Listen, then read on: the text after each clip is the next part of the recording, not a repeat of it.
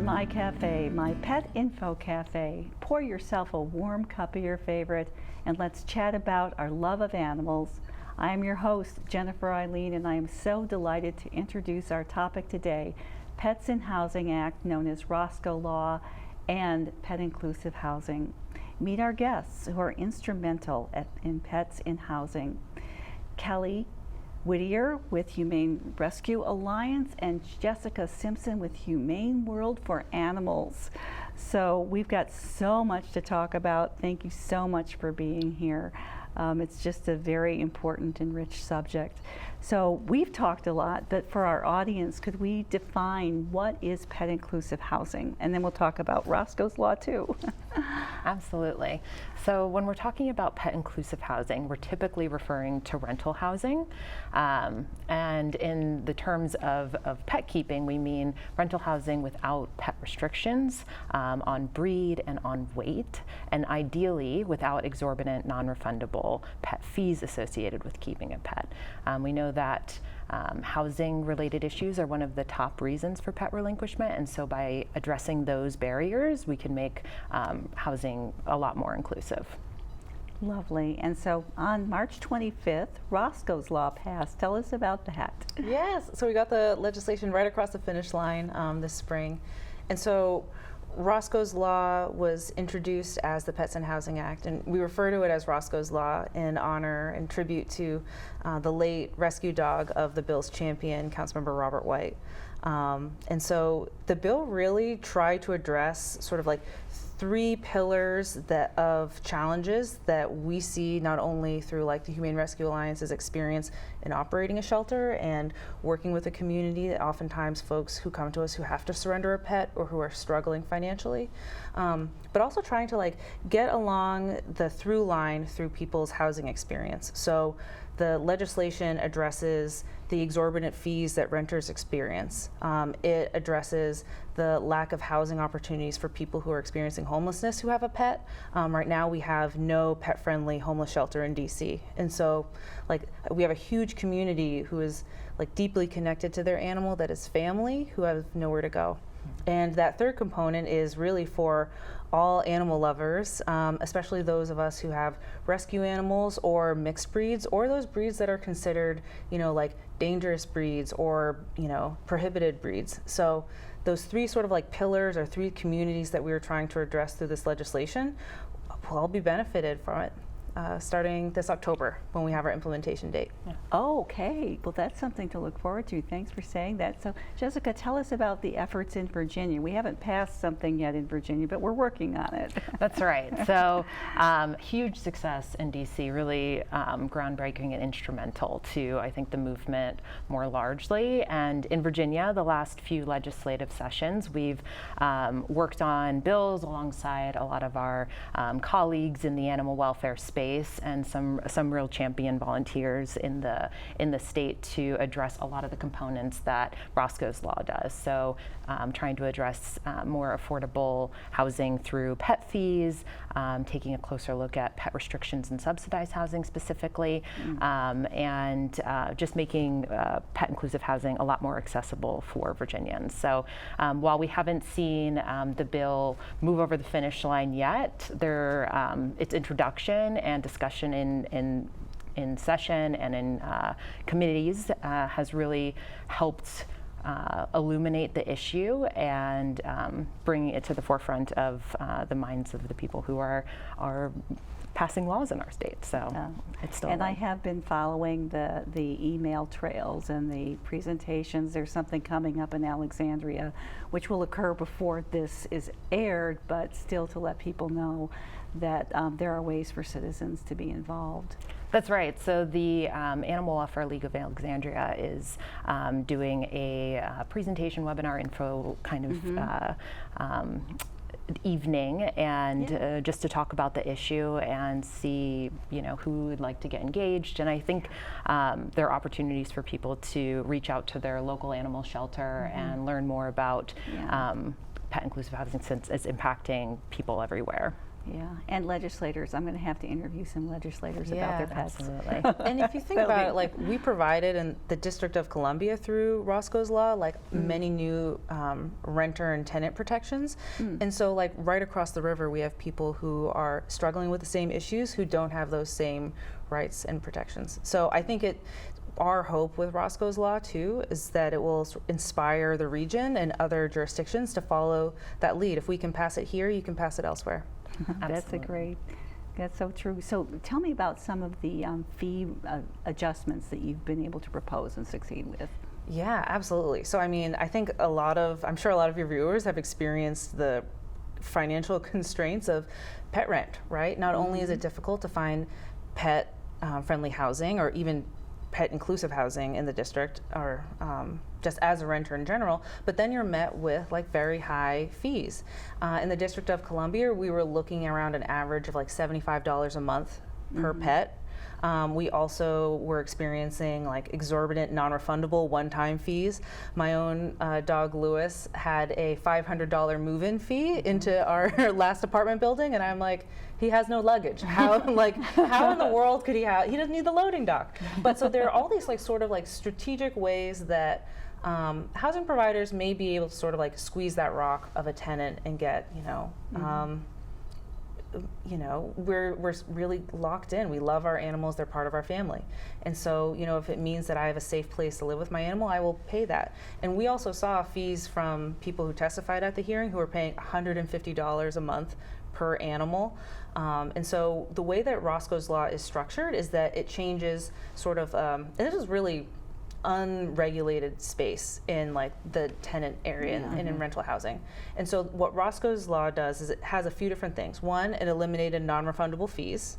It set a cap on your pet deposit of 15% of your monthly rent, right? So instead of saying, allowing that, amount to be without a ceiling, we now have a financial or percentage cap.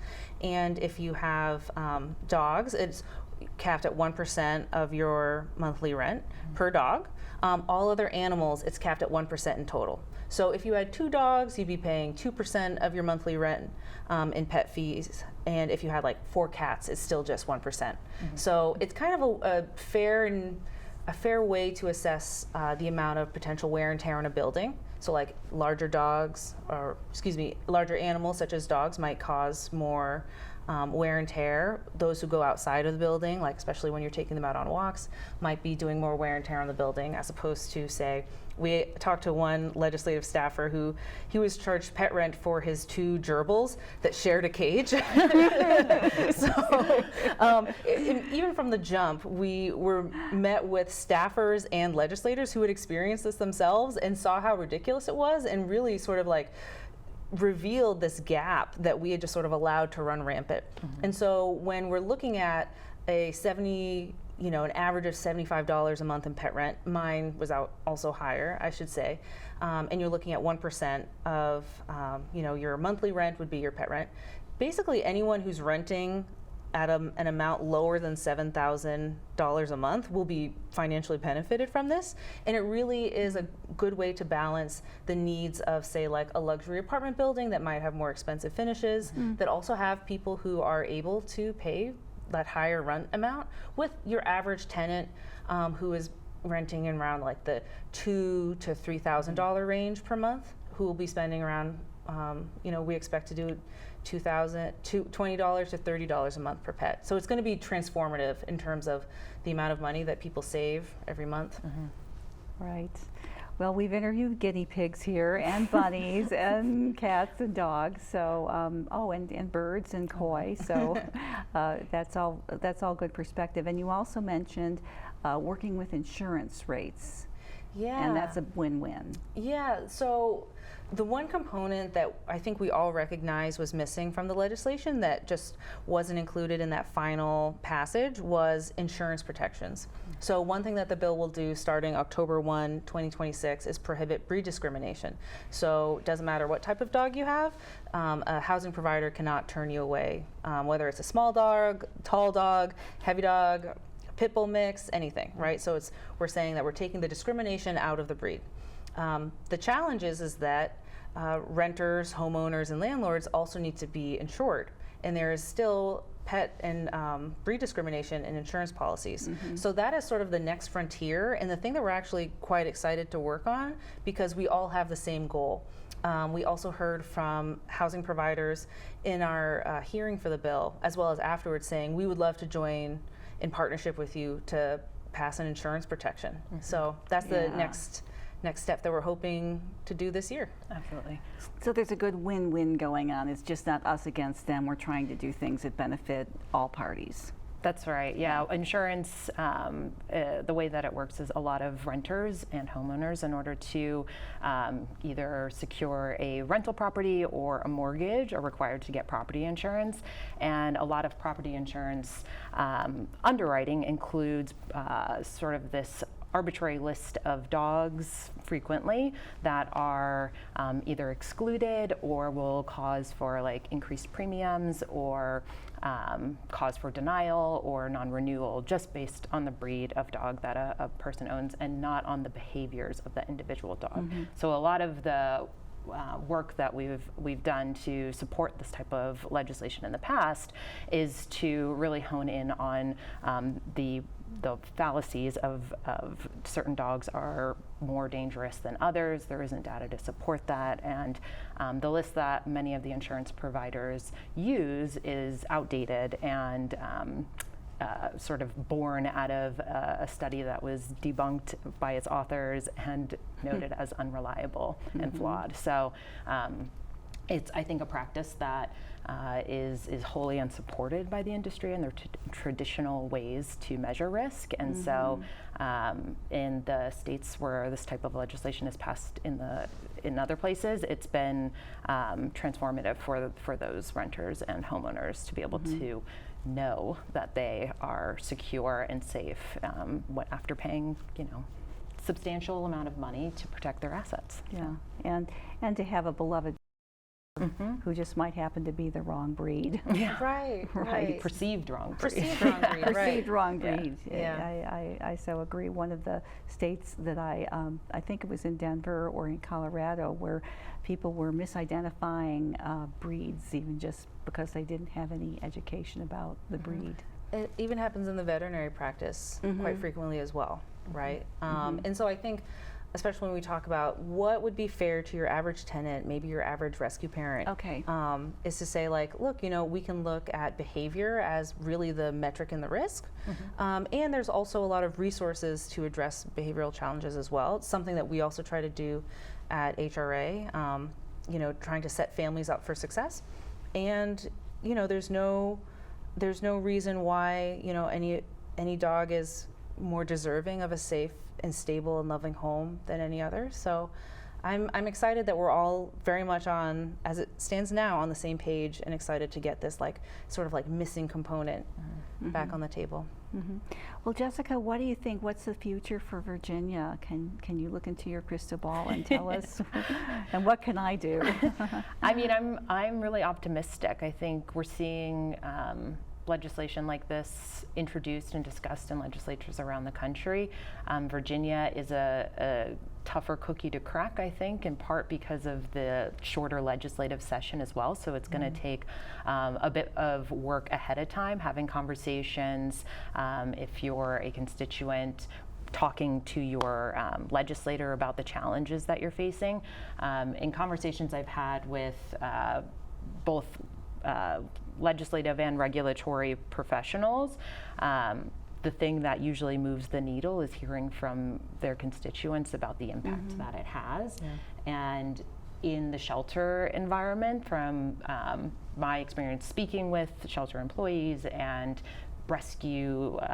different rescues and stuff, often these stories they're anecdotal, but they're everywhere. And so one of the challenges, I think, to really move legislation that has a big impact, but there are also big industries that are supporting, kind of the status quo, is to make sure that your voice is heard and to really convey that your pet is your family, and hopefully these kind of laws can help keep people from being separated. Yes, for sure. Now, another topic we talked about were homeless people who are homeless. And apparently there's a partner shelter in DC, Friendship Place, that you work with. Yeah, so Friendship Place is a beloved and very well trusted and respected institution in DC. They're also running, not only have they run for a very long time a resource center, but they've also partnered with the district to run one of our family shelters. And so they actually testified and submitted testimony in support of the legislation, and they really talked about what they see on the ground, especially with their community. And they have in their industry, they have like the 4 Ps that keep people outside of shelter. Oh, mm-hmm. And so that might be possessions, that might be people, and it could also be pets. And so pets are one of the Ps. And so I think a lot of us, especially those who walk around DC, say in the sweltering summer or in very cold winter, will see someone who's experiencing homelessness who's accompanied by a pet. And I think that it is one of those sort of like things that stops a lot of people, whether you care about that person or not. A lot of people care about that animal. And I think it's very heartbreaking to think that for those who feel excluded from society, who feel as though they don't really have anyone in their corner, who feel alone, that pet and that is truly family and in a lot of ways a lifeline. And I would personally never want to be separated from my animal, even if my housing was compromised. So it makes all the sense in the world that people will decline access to shelter and those wraparound services if they can't take their family member with them. Yeah.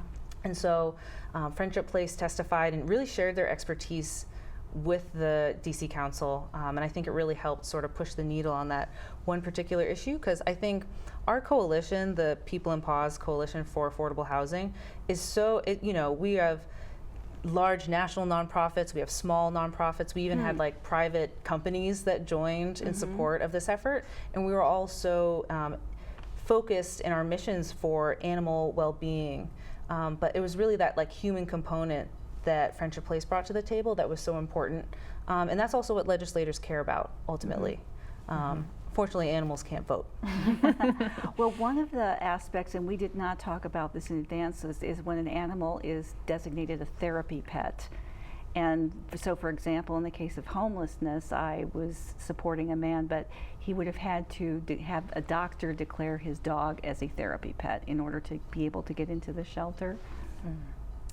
Yeah, I think it's also not only may there be misclassifications of, say, therapy animals or even ADA, animals. There are also efforts where people will know that their dog is perhaps one particular breed and then just say it's a lab mix of some sort. What Roscoe's law is really doing is saying that we don't have to go through these arbitrary hoops, potentially misclassifying animals that could be unsafe for people who do have service animals, but really saying that you have a right to stay with your pet, you have a right to shelter with your pet.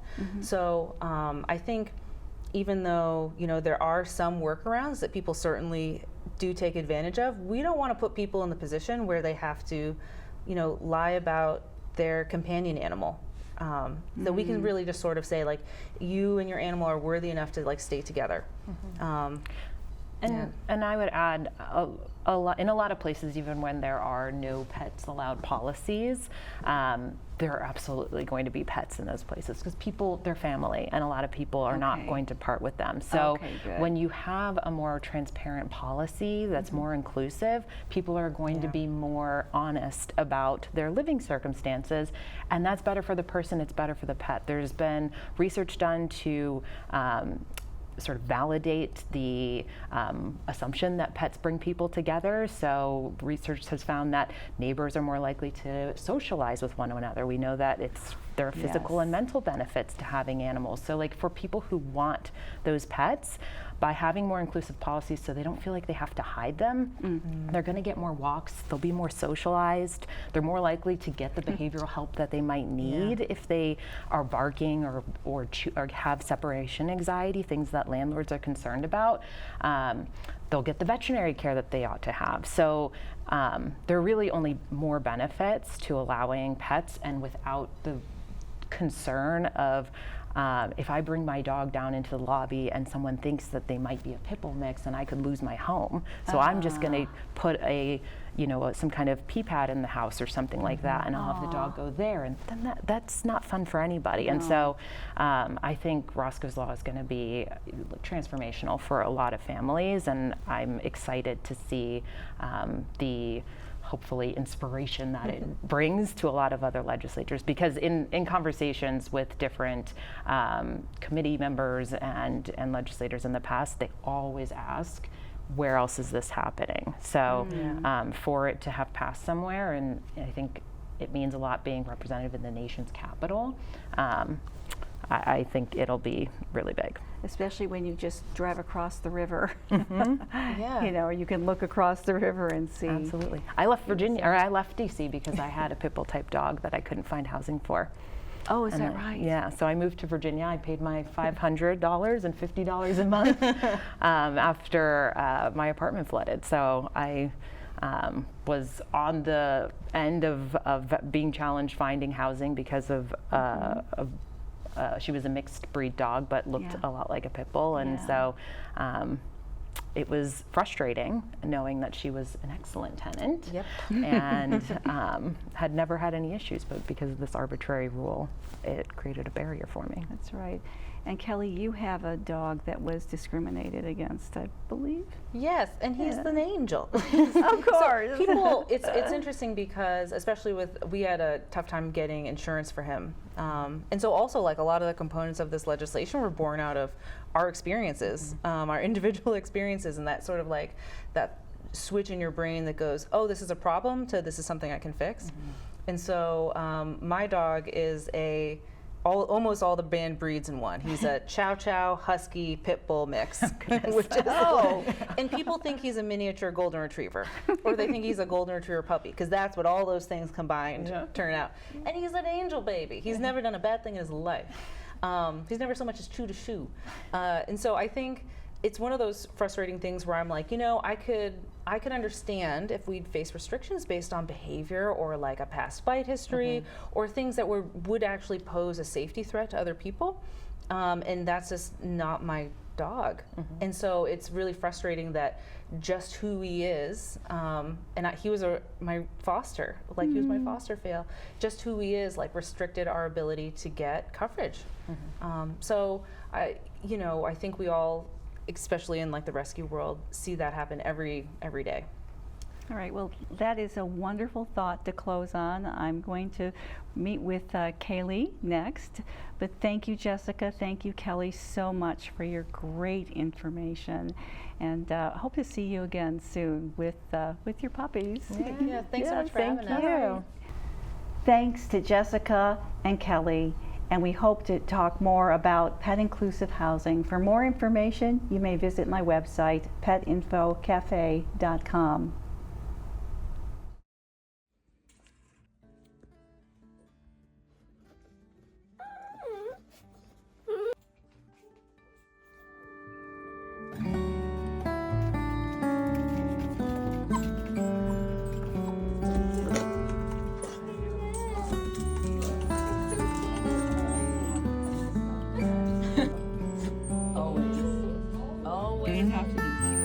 Always gotta make a mess. Always have to be messy Marvins.